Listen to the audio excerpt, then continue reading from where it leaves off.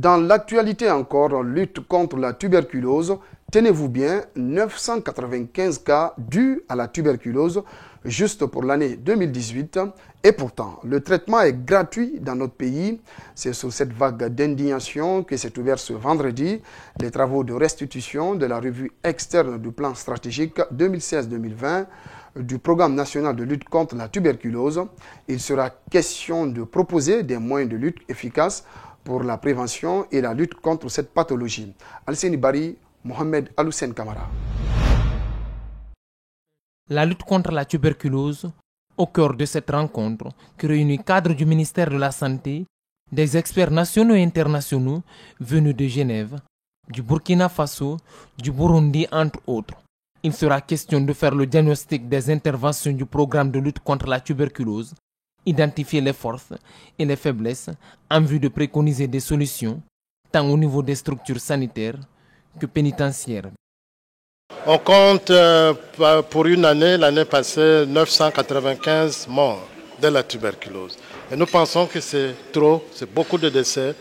Et ça, c'est une maladie qui a un traitement, le traitement est gratuit. Ce n'est pas possible que les gens continuent à mourir. Les gens se cachent encore et puis il y a beaucoup de décès. Les résultats obtenus du plan stratégique devront servir de boussole pour l'accessibilité et la qualité des interventions de prévention et de contrôle de la tuberculose en Guinée.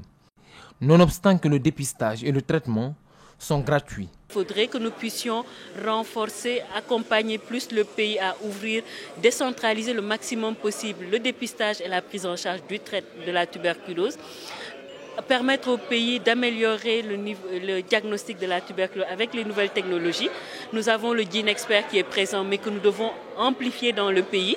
L'espoir est donc permis quant à la bonne restitution de la revue externe du plan stratégique national 2016-2020, du programme de lutte contre la tuberculose et la projection sur un nouveau plan stratégique. Cependant, le ministère de la Santé a fait des doléances, notamment l'utilisation de la santé communautaire par tous les programmes de lutte contre la maladie, la mutualisation des moyens. Nous avons une politique extractive des minerais, surtout la bauxite. Les zones où cette extraction est très élevée, dans les zones aurifères, de voir comment on peut mettre l'accent sur ces zones pour essayer, parce que les taux de détection que nous avons actuellement, nous pensons qu'il y a beaucoup de cas de tuberculose qui passent sous silence et qui ne sont diagnostiqués nulle part. La zone de Kankan est la plus impactée par la tuberculose. Cette évaluation est prévue pour 10 jours.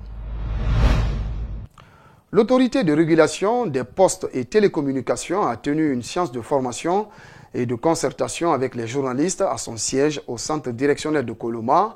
Pendant 2 jours, ils ont échangé sur le fonctionnement et le rôle de l'ARPT pour la régulation des opérateurs de téléphonie mobile en Guinée. Reportage Bintou Traoré, Ibrahima Souri 5 Souma.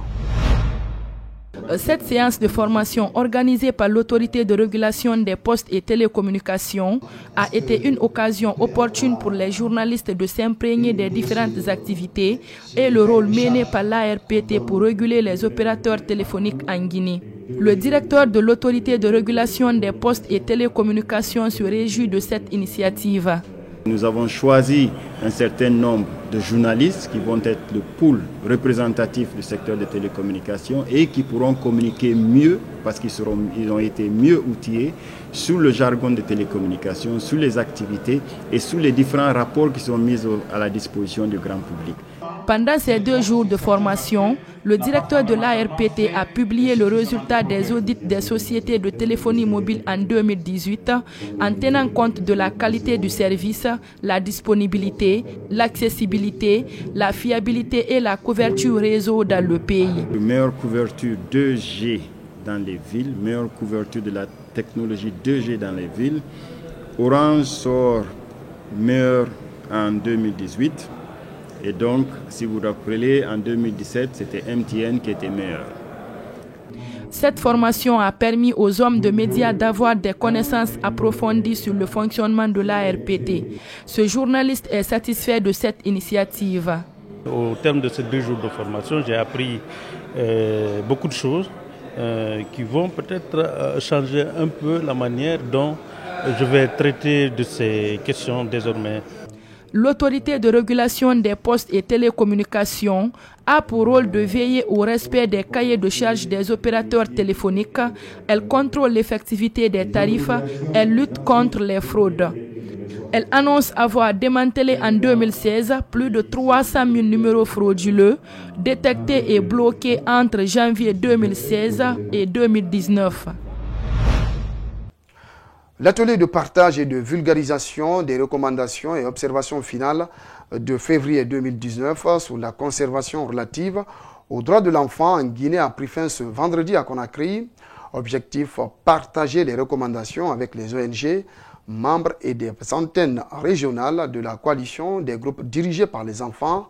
Une feuille de route pour le suivi de l'atelier a été établie à l'issue de cette rencontre qui a réuni une trentaine de jeunes.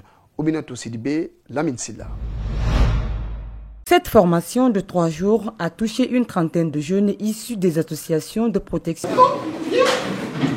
Viens, quand on arrive là, moi je fais l'introduction Des droits de l'enfant. Avec la participation de la société civile, des discours ont porté sur l'ensemble des problématiques qui touchent à l'enfant afin qu'il soit en mesure d'exiger leurs propres droits dans la société. L'État est attendu bien sûr par les enfants eux-mêmes d'abord, mais aussi par les partenaires de ces enfants, qui sont la société civile, qui accompagne ces enfants pour les aider à être eux-mêmes des acteurs de la réalisation de leurs propres droits. Donc la société civile accompagne ces enfants, je disais, pour qu'ils soient capables de demander, d'exiger leurs propres droits. Le code protégeant le droit des enfants, révisé depuis 2014, peine à être adopté. Pourtant, l'État doit appliquer ces textes.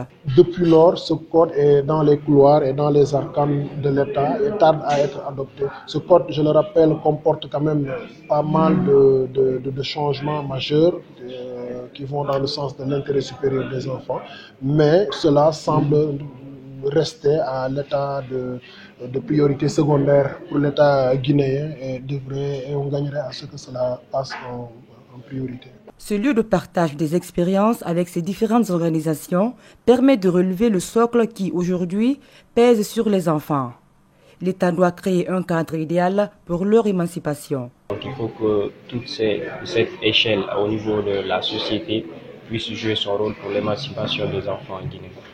Bon, nous demandons à l'État d'appliquer les tests juridiques protégeant les enfants en République. Les ONG et institutions internationales intervenant dans le domaine de l'enfance en Guinée ont aussi pris part à cet atelier.